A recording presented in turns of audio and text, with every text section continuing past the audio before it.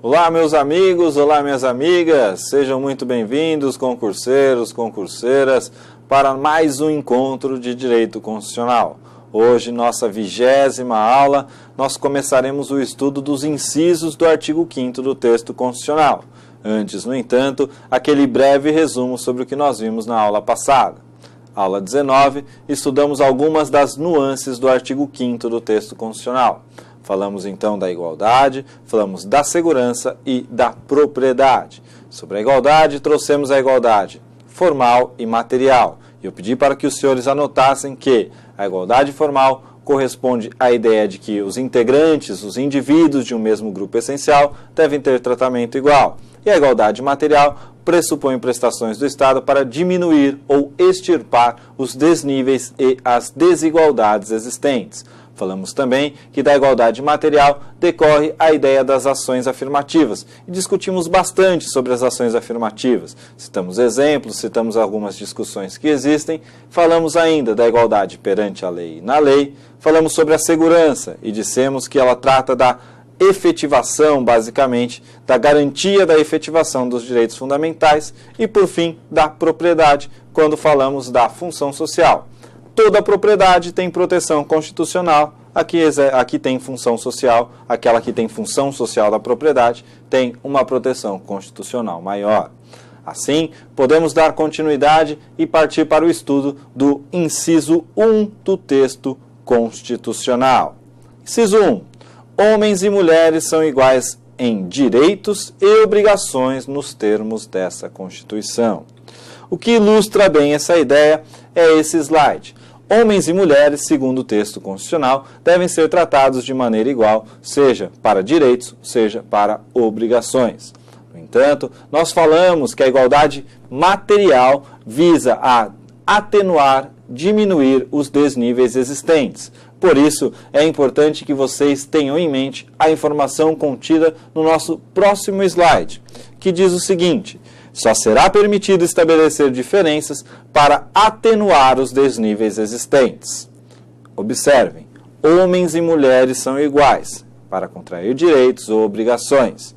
No entanto, se o objetivo é atenuar os desníveis existentes, é possível que seja conferido um tratamento diferenciado.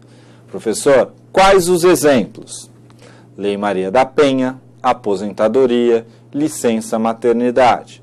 Vamos entender então através desses 3 exemplos para que fique mais claro por que é permitido esses desníveis, essa diferenciação para atenuar os desníveis. Lei Maria da Penha. Comprovou-se através de estatísticas que a mulher acaba sendo hipossuficiente na maioria das relações. Em razão dessa hipossuficiência e em razão das estatísticas que apontavam que a mulher era vítima constante de violência doméstica, desenvolveu-se a Lei Maria da Penha, que atenua um desnível existente na medida em que dá um tratamento diferenciado para aquele agressor que agride, para aquele indivíduo que agride uma mulher dentro do ambiente doméstico e familiar. Ainda, aposentadoria. Em razão das características da mulher e das características do homem, existe uma diferenciação no tratamento da aposentadoria. Diferença essa que fica mais evidenciada quando se fala de licença maternidade. O prazo de licença maternidade da mulher é muito maior do que o prazo de licença paternidade, por assim dizer, da licença do homem. Isso acontece porque a mulher é quem carrega dentro do ventre o filho por 9 meses, essa é a regra geral, e depois ela amamenta o filho. Essa diferenciação é uma das diferenças que justificam, mas exemplifica esse tratamento diferenciado. Então, fixem a seguinte informação: homens e mulheres são iguais para contrair direitos ou obrigações. No entanto, é permitido um tratamento diferenciado para atenuar os desníveis existentes. Professor, como que eu respondo isso na prova? Na prova subjetiva, numa prova escrita. Se cair o questionamento, homens e mulheres são iguais? Sim, homens e mulheres são iguais, conforme o inciso 1 do artigo 5º do texto constitucional, que determina que eles são iguais para contrair direitos e obrigações, vírgula. No entanto, vírgula, se existir um desnível ou se for para atenuar um desnível existente, é permitido um tratamento diferenciado. Vamos repassar. A resposta é sim, pois o próprio texto constitucional estabelece, se os senhores não lembrarem do inciso. No entanto, é possível o tratamento diferenciado para atenuar os desníveis existentes. O principal exemplo, o exemplo clássico que todo mundo usa, Lei Maria da Penha. Como a mulher é hipossuficiente na maioria das relações, ela merece esse tratamento diferenciado. Inciso 2. Ninguém será obrigado a fazer ou deixar de fazer alguma coisa, senão em virtude de lei.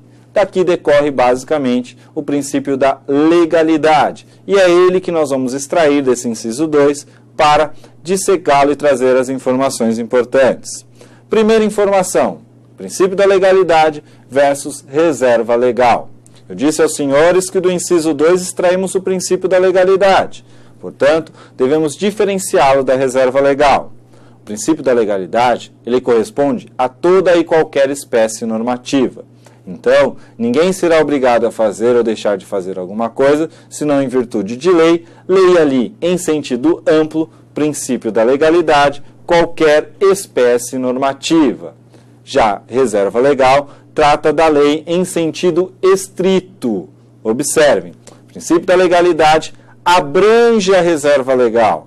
Se o princípio da legalidade abrange todas as espécies normativas e a lei contida dentro da reserva legal, lei em sentido estrito, é uma espécie normativa, a reserva legal está contida dentro do princípio da legalidade. Se cair na prova, qual a diferença entre o princípio da legalidade e da reserva legal? A legalidade abrange qualquer espécie normativa e a reserva legal é a lei em sentido estrito.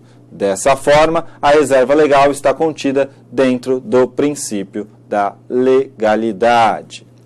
Vamos dar continuidade. Nós podemos ainda falar em legalidade em dois sentidos: a legalidade para o particular e também a legalidade para a administração pública. Por que é importante essa diferenciação? É importante conhecer duas frases. Legalidade para particular. Ao particular é permitido tudo que não for proibido por lei. Legalidade para o particular é permitido tudo que não for vedado ou proibido por lei.